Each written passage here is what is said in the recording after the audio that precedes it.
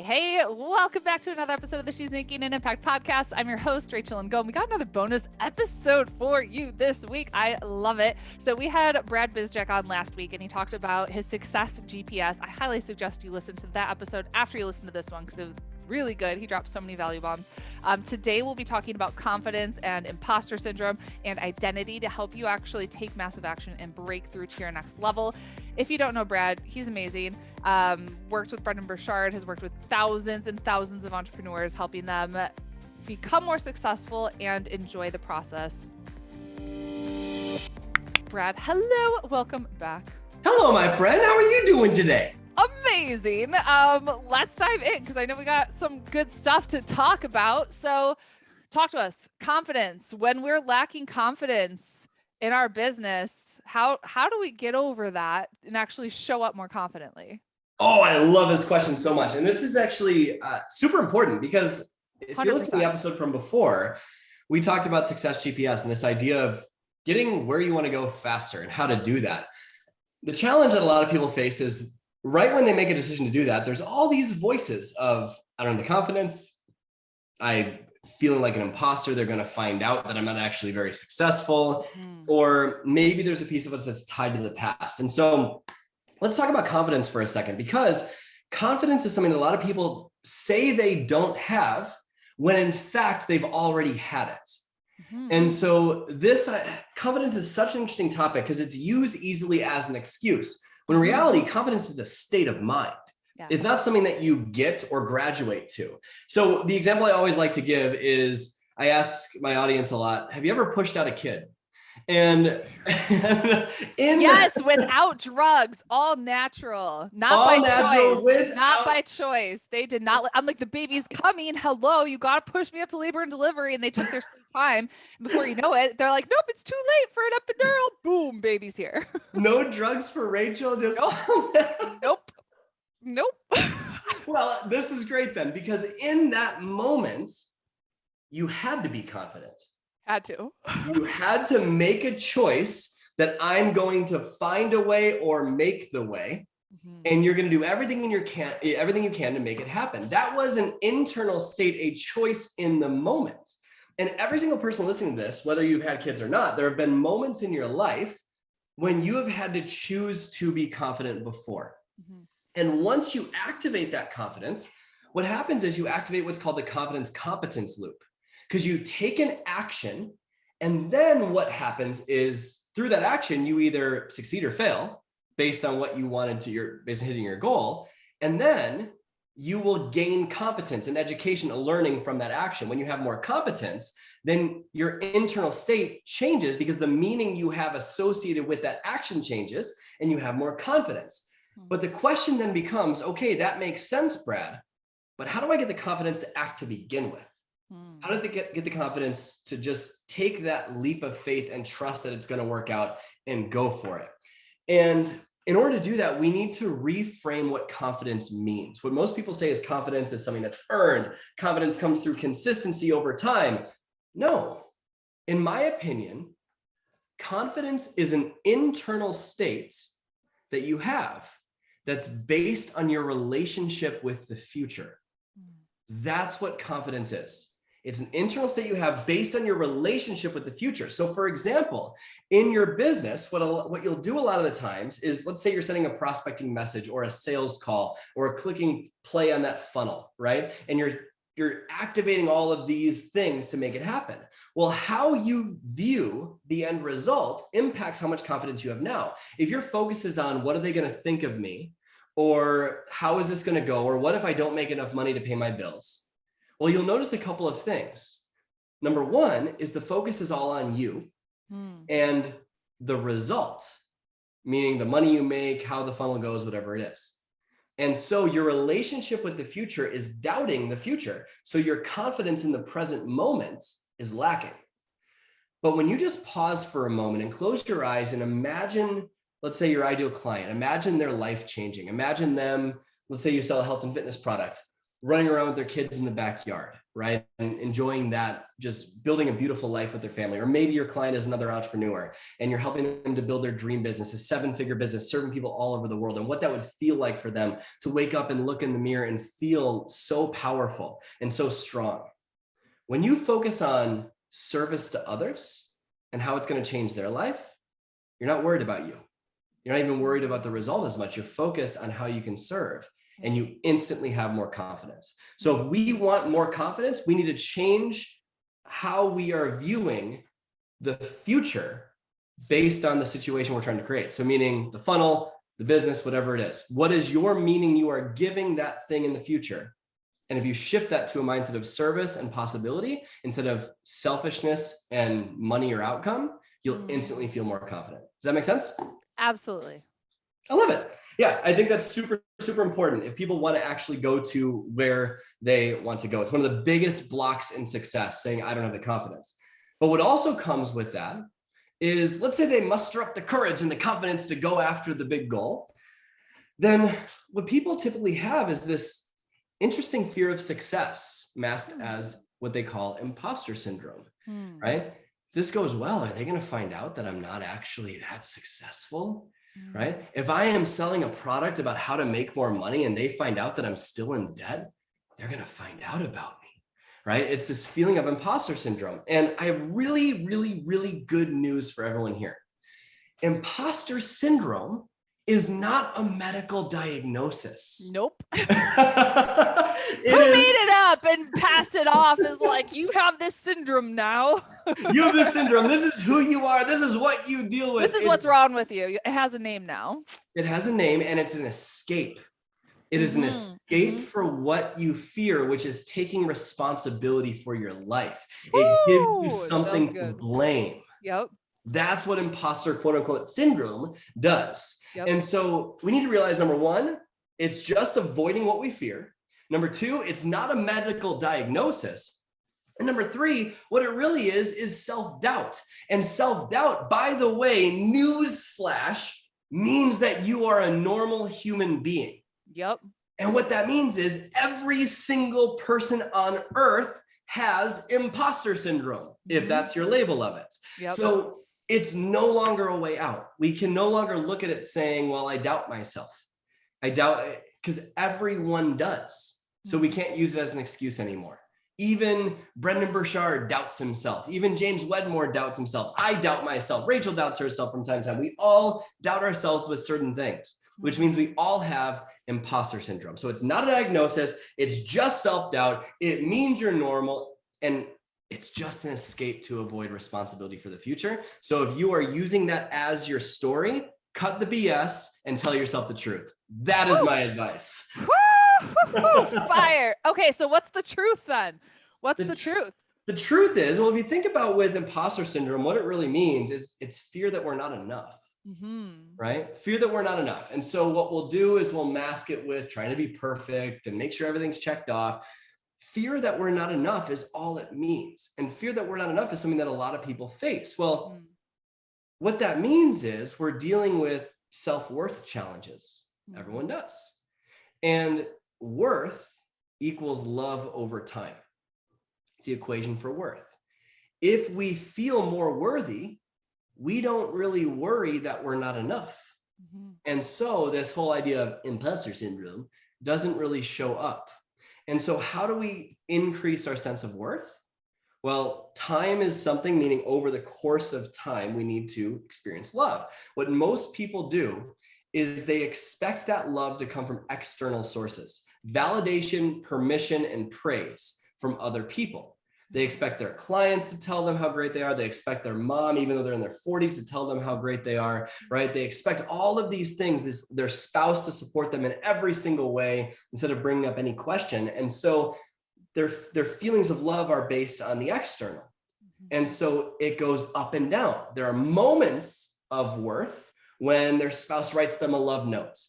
But then when their spouse disagrees with them, they feel low self-worth because they're basing their worth on something external. So I would change this equation to worth equals self-love over time. And if you choose to give yourself love over time, then what happens is you're not as worried that you're not enough, and therefore you don't experience imposter syndrome nearly as much. So how do we do that? I'm going to teach you in a class I have coming up on how to do this with a skill called anti-perfection, which really helps you see how amazing you already are. And so we're not going to talk about the how quite yet, but what's important is that you know it's possible. And that if we see imposter syndrome as just a way out of taking responsibility for changing what we fear, then that means we can do something about it. And every single person on earth has the ability to do that. That's my advice on imposter syndrome. Amazing. Okay. Do we have time to dive into identity? We do. We have time to dive into identity. So this will be quick because I notice this a lot, especially like as people are growing and evolving and changing. What I've noticed as a trend is as people grow, they have a fear of their work and contribution to the world growing in some way too. So they grow and they think that the work that they used to do still is the work they have to do. But as you grow, how you serve the world will evolve as well. And we need to adopt that. We need to see who we are as something that's evolving. And it's kind of like hermit crabs. So hermit crabs are fascinating little creatures. What do I mean by that? Well, hermit crabs have this outer covering called a shell, right? And what they do is they grow to the edge of their shell. Now they have a choice in that moment. When they hit the edge of their shell, they start to get uncomfortable, this itch for more. They have this itch to grow. But if they leave their shell, the barracudas could eat them. They could get seen and noticed and attacked. They have to be vulnerable to leave their shell. And so this shell keeps them safe, otherwise known as the ego, otherwise known as everyone's greatest obstacle. And so this shell, a lot of people will stay in that shell because it's safe, it's what they know. And so they end up waking up 2 years from now, feeling this dull, achy pain and just feel this exhaustion. They end up with identity crises later on in life because they haven't expanded their identity. So what we need to do as hermit crabs is make the decision to leave that shell. Now, when you leave the shell, you are vulnerable. You can be attacked. You can get eaten alive, but it's the only way to grow, which is why it's so important that you surround yourself with people like Rachel or like myself, like we hang out and we get each other's back as we go through this transition. We look out for each other as we grow and expand and find a new and bigger shell. And that identity then expands. It's a brighter shell, it's a bigger shell, and you have more room to grow. And the same thing's going to happen once you reach the outer edge of that shell. And then it's going to grow and you're going to have to expand and go reach the outer edge of another shell. And you're going to have to do this throughout your entire life as an entrepreneur. But if you stay with the shell that you've known and don't expand your identity, then you will experience the dull, achy pain of regret over the course of your entire life. And the challenge that entrepreneurs face, and I learned this from Tony Robbins, it's that the strongest force in the human personality is to stay consistent with who you already think you are. And so if you already think, okay, let's use the example of I transitioned from network marketing into thought leadership, right? And I had my identity tied to network marketing. That's where I was. And so that was my shell. That was my safety net. That's where I got praise and recognition. And it's what I built my brand around and all this stuff. And so when this little nudge, this pull on my heart that said, dude, you're meant to help people in a different way. You're to help them expand their hearts and feel fully alive and succeed faster in all areas, not just the network marketing space. I had this choice, stay there or leave my shell and try something totally vulnerable, totally scary. Yeah. And from doing that, it changed our entire life. And so your identity is just how you label yourself. I am. And if you start shifting who you are and start saying different things about who you are and trying new things that are in alignment with your ideal identity, the identity what you want to expand into, then what you'll notice is that your actions start to change. When your actions start to change, that's you leaving that shell. And so identity is something that everyone can shift, but it is a gravitational pull to stay the same. And I'm telling you right now that as you grow, how you're meant to serve will grow. And that's not a bad thing. I feel like you were speaking to me. Because I mean, I have the similar story in network marketing. And when I made the switch to be on my own thing, I remember the quote, sometimes you have to give up the good to go for the great. And like, it's comfortable here. It's good, but you have so much more potential to go for the great. And I feel like I'm on like the cusp of that next level. So I'm like gonna jump into my next shell. So I love this. Oh my gosh, so good. Can you talk to us about your class that's coming up? Yes, absolutely. So how do we do this, right? How do we transition from feeling like I know I'm meant for more into actually doing it? How do we actually create that? Like I mentioned in our previous episode we did together, I've worked with now over 10,000 people in the area of human potential and success mindset. And after studying all these people and working with all these people, I realized that there's trends, there's patterns that keep people stuck and broke and overwhelmed. There's patterns that make people feel alive. And have you ever noticed that some people seem to effortlessly succeed? Even though there's effort that goes in, it seems effortless. And there's some people that just stay overwhelmed over and over and over again. There's a reason for that. It's a way that they're living.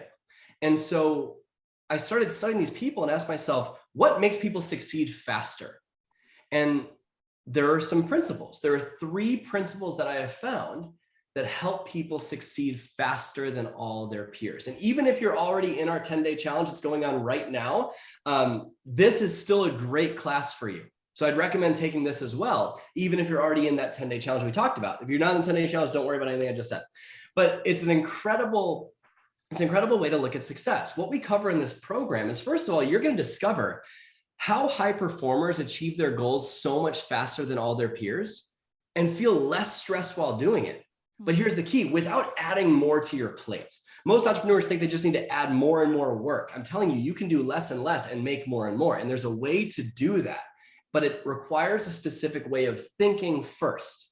You could have all the strategies in the world, but if you don't have the right thinking, it's not going to happen. So we're going to cover 3 things on this webinar. The first thing is what's called the success sweet spot. And what that means is, how do these high performers, how do we strive for goals that are so much bigger than what we have in life right now, way more than we ever thought possible, and simultaneously appreciate our current circumstances? When you can do that, you take off towards success faster than ever before. But most people say, I'll be happy when, or I should be there already. I'm going to show you how to do both, how to strive for more and feel fulfilled before you get there. Number 2, what we're going to talk about in this masterclass is something called anti-perfection. Remember that self-worth stuff we were talking about? How do we feel fully alive? I'm going to show you how to build up those feelings of worth so that this imposter syndrome stuff doesn't exist in your mind, so that you have instant confidence whenever you want and finally feel like your actions are enough. And so it's an entire skill set, a framework we built out called anti-perfection. And the third thing that we're going to cover in this class is called the magnetic success formula. And the magnetic success formula is taking a look at all these things that we use as excuses: time, money, support, etc. How do we actually get those resources? How do we actually attract the money, the time, the support that we need, and other things to create these dreams, the skill sets we need, et cetera, to create these dreams? There's actually a formula that I'm going to teach you on how to do that. So the class is called How to Accelerate Your Success Without Working More Hours, Every Entrepreneur's Dream. Yep. And it is March 2nd at 10 a.m. Central Time. Again, that's March 2nd, Wednesday at 10 a.m. Central Time. Rachel has the link for you guys. It will change the game for you. It's helped thousands of people in the past. It will help you as well. So please register for that. It will change your freaking life. Yeah, I'll make sure to put the link in the description. It's just going to be rachelandgom.com/Brad webinar. So rachelandgom.com/Brad webinar. I'm so excited for everything that you're doing, that you're making such a huge contribution to the world, just using your gifts to serve people at such a high level. And I just appreciate you. So thank you for being here. Thank you for having me, my friend. Such an honor and privilege to serve your audience. Yes.